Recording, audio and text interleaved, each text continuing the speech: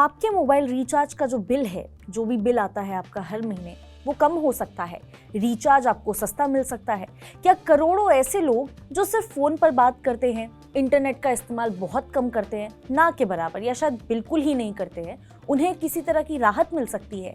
ये जो पूरा मुद्दा है, इसी को हम विस्तार से समझने की कोशिश करेंगे और जानने की कोशिश करेंगे कि आखिर ट्राई चाहता क्या है। टेलीकॉम कंपनियां इस मुद्दे पर क्या कहना है उनका, वो किस तरीके से इस पूरे मुद्दे को देख रही हैं और इसका असर आम ग्राहक और उसकी जेब पर क्या पड़ सकता है। हाल ही में एक बहुत बड़ा विवाद सामने आया है। भारत में टेलीकॉम सेक्टर को रेगुलेट करने वाली जो संस्था है ट्राई यानी कि telecom regulatory authority of India का मानना है कि देश में अभी भी बड़ी संख्या में ऐसे मोबाइल यूजर्स मौजूद हैं जिन्हें इंटरनेट डेटा की ज़रूरत नहीं होती। उन्हें यहाँ पे मजबूरी में डेटा लेना पड़ता है, रिचार्ज प्लान ऐसा खरीदना पड़ता है जिसमें डेटा ऑलरेडी अवेलेबल रहता है।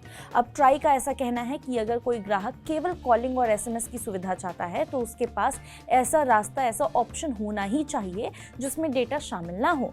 आसान शब्दों में कहें तो ट्राई चाहती है कि भाई मोबाइल कंपनियां केवल यहाँ पे वॉइस कॉलिंग और SMS वाले जो अलग रिचार्ज प्लान्स हैं वो उपलब्ध कराए और उनकी कीमत डेटा वाले जो प्लान्स हैं उसकी तुलना में कम हो, क्योंकि आप डेटा इस्तेमाल नहीं कर रहे। 2024 की अगर बात करें तो आंकड़े ऐसा कहते हैं कि भारत में लगभग 44 करोड़ ऐसे लोग हैं जो इंटरनेट का उपयोग नहीं करते हैं। इतनी बड़ी आबादी है।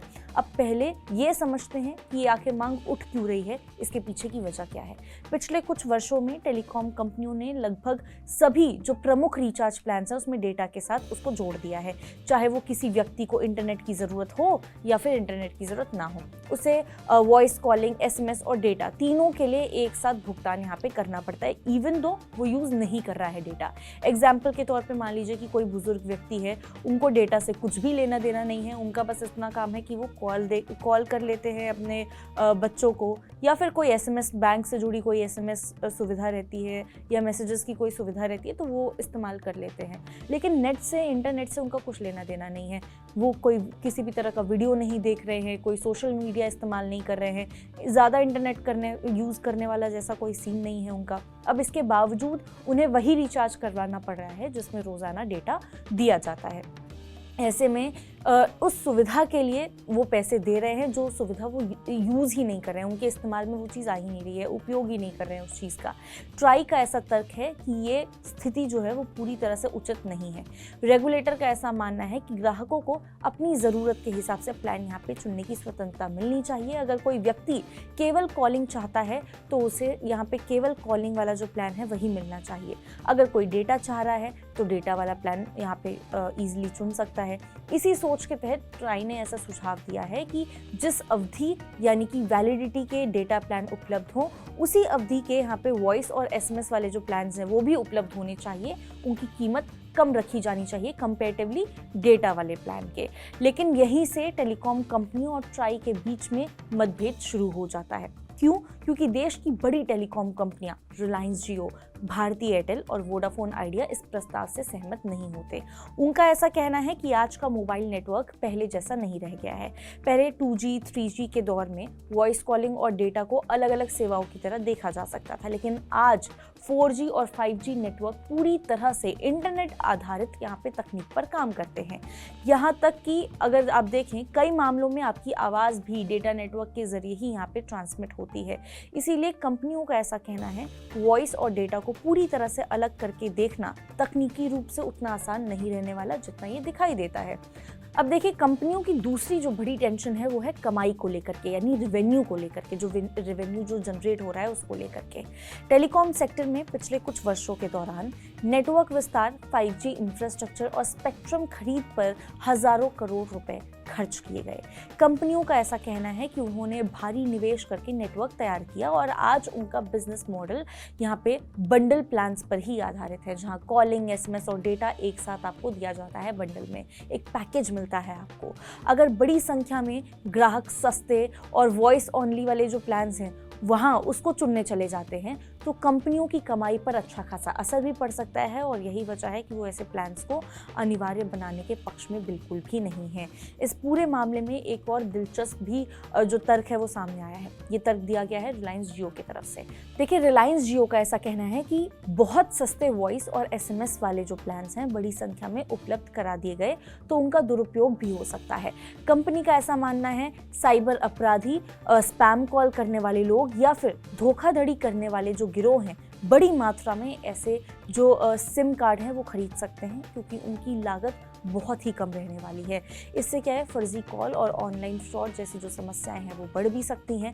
हालांकि इस तर्क से हर कोई यहाँ पे सहमत नहीं है, लेकिन कंपनियां इसे भी अपना विरोध का एक कारण जो है वो बता रही हैं कि हम विरोध कर रहे हैं, उसके पीछे ये भी बहुत बड़ा एक रीज़न है। अब सवाल ये है कि अगर ट्राई का प्रस्ताव लागू हो जाता है, आम ग्राहक को इससे क्या फ़ायदा मिलने वाला है, आपकी जेब पर कितनी राहत इससे देखने को मिल सकती है।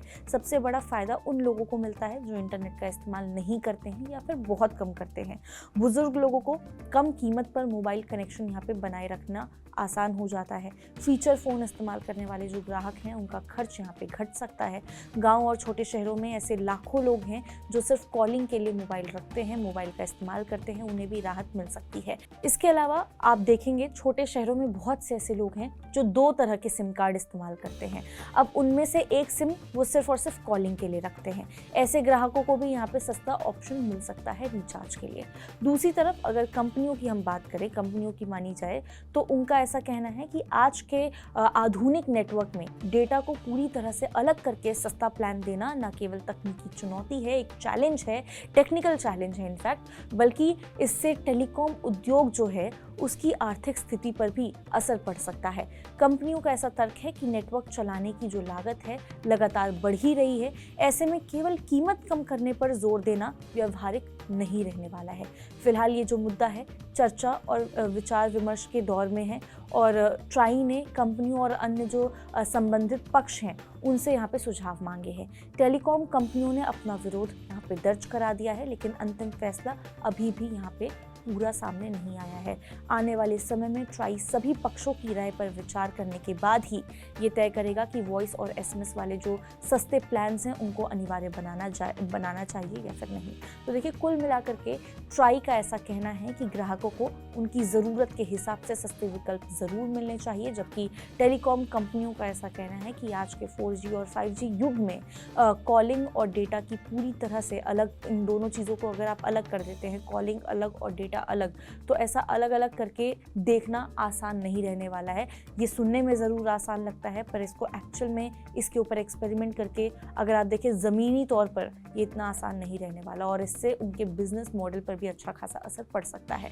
अब देखना ये होगा अंतिम फैसला किसके पक्ष में जाता है, टेलीकॉम कंपनीज के या फिर जो ट्राई सुझाव दे रही है उसके हिसाब से सारी चीज़ें होने वाली हैं, क्योंकि इसका जो असर है सीधे सीधे करोड़ों मोबाइल यूजर्स की जेब पर पड़ सकता है। अगर ट्राई का प्रस्ताव मंजूर होता है तो भविष्य में आपको केवल कॉलिंग और एसएमएस वाला जो सस्ता रिचार्ज है वो भी देखने को मिल सकता है। लेकिन अगर कंपनियों का विरोध भारी पड़ता है तो मौजूदा व्यवस्था लंबे समय तक जारी भी रह सकती है। आप इस बारे में क्या सोचते हैं? क्या कुछ हैं आपके थॉट्स? आप हमें कमेंट करके ज़रूर बता सकते हैं। ऐसी और खबरों के लिए आप विजिट कर सकते हैं हमारी वेबसाइट money9live.com और सब्सक्राइब कर सकते हैं हमारा यूट्यूब चैनल Money9। मिलते हैं आपसे अगले वीडियो में, तब तक के लिए नमस्कार।